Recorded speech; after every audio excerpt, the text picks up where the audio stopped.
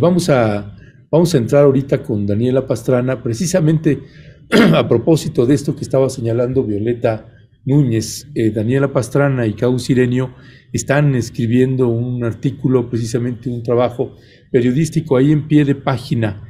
Esta reforma abre las puertas para alcanzar la dignidad y la justicia que durante siglos hemos demandado. Ese es el cabeceo que tiene la nota de pie de página a propósito de este trabajo que hace Cau Sirenio y Daniela Pastrana, que acompañaron a las gentes reunidas ahí en el hemiciclo Juárez de aquí de la Ciudad de México. Daniela, buenos días. Hola Ernesto, ¿cómo estás? Qué gusto encontrarnos en pues ya 7 de febrero, qué rápido se nos ha ido el mes, el año. Rapidísimo, Daniela. Y bueno, es pocas veces, a veces sucede que pues haya propuestas de reformas y que haya más alegrías que tristezas en las maneras en cómo se redacta una propuesta. ¿Qué decir al respecto?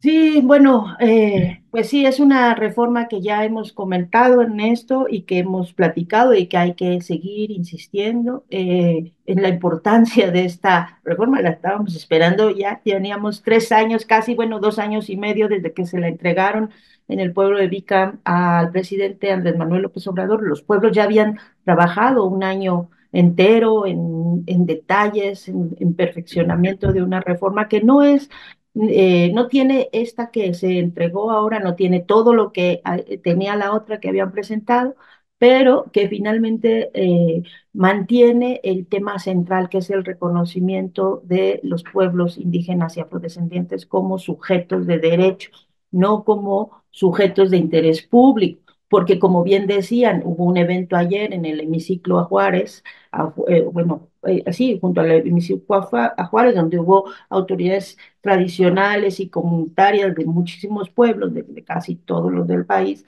Y pues lo que decía, ¿no? O sea, un sujeto, sí, un sujeto de interés público, pues es el hemiciclo.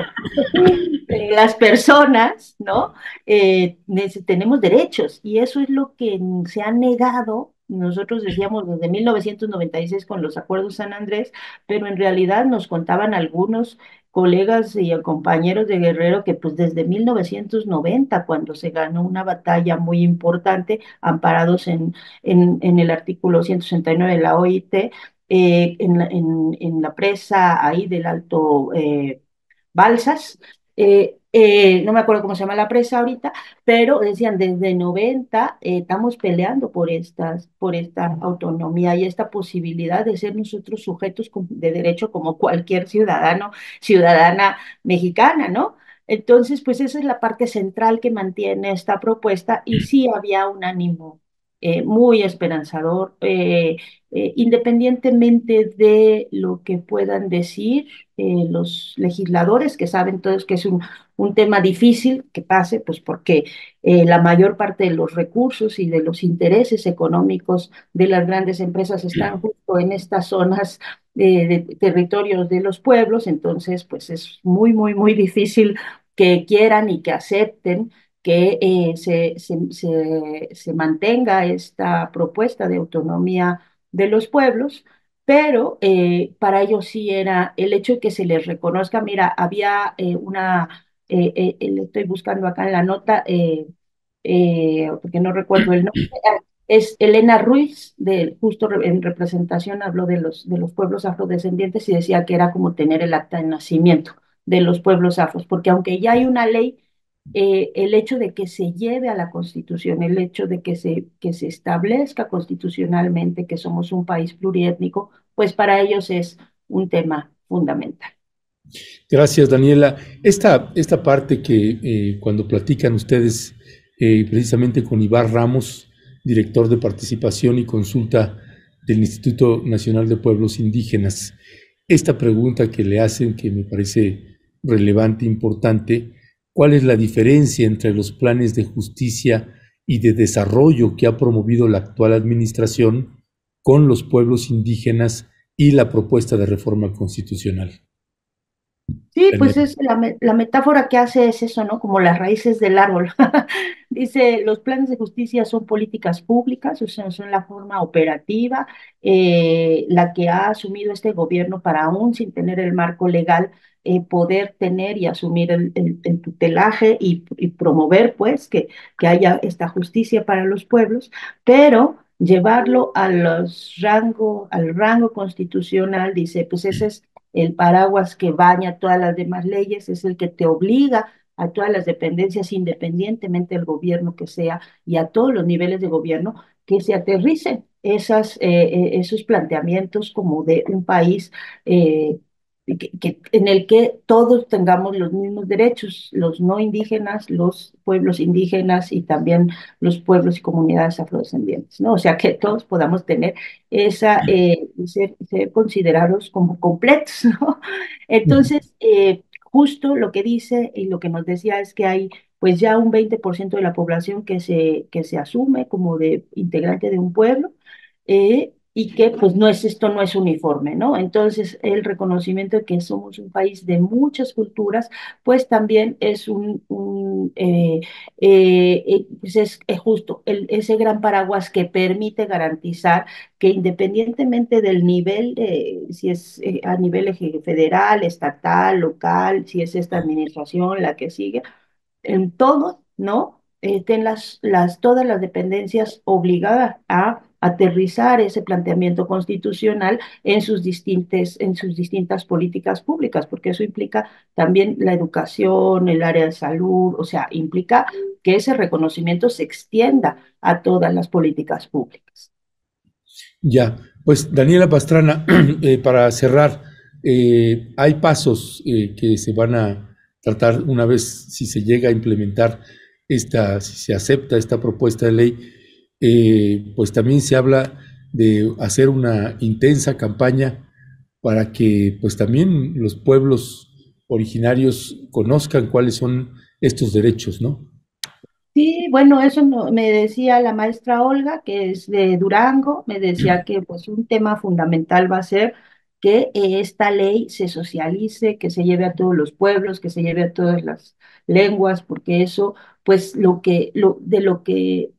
para que esto se concrete más allá de lo jurídico, más allá de lo legal, es necesario que pues las personas que habitan los pueblos conozcan sus derechos, conozcan que está esta ley, conozcan que está esta iniciativa y también lo platicábamos en algún momento, pues necesitaríamos tener un posicionamiento ya muy claro también de la candidata de la oposición, ¿no? Porque pues ella se ha asumido y ha habido toda una discusión y un debate por ser ella asumirse como representante de pueblos indígenas, entonces tendría que tener, por ejemplo, ella una posición muy clara sobre esto desde ya, ¿no? Entonces, ese tipo de cosas, pero eso solo lo pueden exigir, me decía ella, en la medida en que los pueblos sepan que tienen ese derecho, ¿no? Que tienen derechos, que existe esta iniciativa, y eso pues tiene que implicar una amplia campaña de socialización entre las propias comunidades. Decía ella, los maestros podemos llevarlo a las familias, pero sí se necesita muchísima información, muchísima difusión de lo que implica y de lo que trata esta ley, o esta reforma constitucional, y de los derechos que le generan a los pueblos. Y la otra cosa que me parece importante es que después del evento tuvimos una entrevista con Adelfo Regino, titular del INPI, y él nos decía una cosa que para mí es realmente importante en esto, que era que decía, necesitamos el acompañamiento de la sociedad.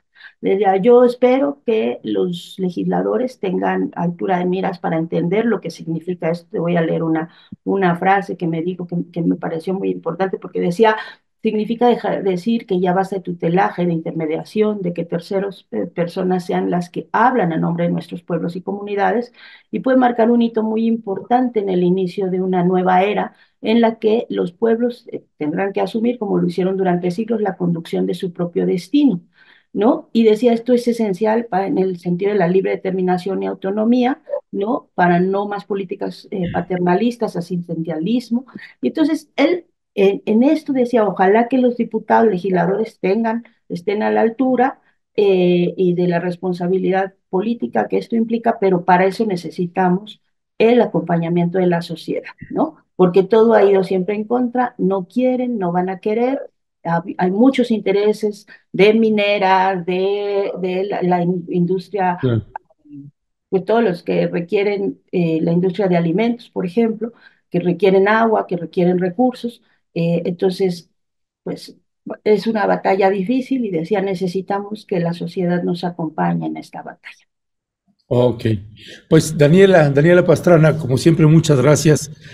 Gracias por este valioso trabajo que hicieron tú y Cau Sirenio. Le estamos pegando la liga, ya se la pegamos para que usted pueda acceder directamente y pueda leer con más detalle, porque créame, esto nada más fue una pasadita, es un trabajo periodístico mucho más completo, más nutrido de pues muchas de las dudas y algunas con respuestas, unas no tanto, pero precisamente de eso se trata. Ahí está Rasky uno ahí, para que se nos puedan aclarar todas las dudas. Así que, pues será una propuesta de reforma de ley que, créanos, ya conoce a pie de página, ya conoce a rompeviento. Le vamos a pegar durísimo a esta ley, le vamos a estar revisando y comentando y teniendo invitadas e invitados para abordarla a profundidad. Daniela Pastrana, muchas gracias, un fuerte abrazo. Sí, nos vemos mañana en la mesa de las periodistas, Ernesto. Un Es, abrazo. gracias, un abrazo.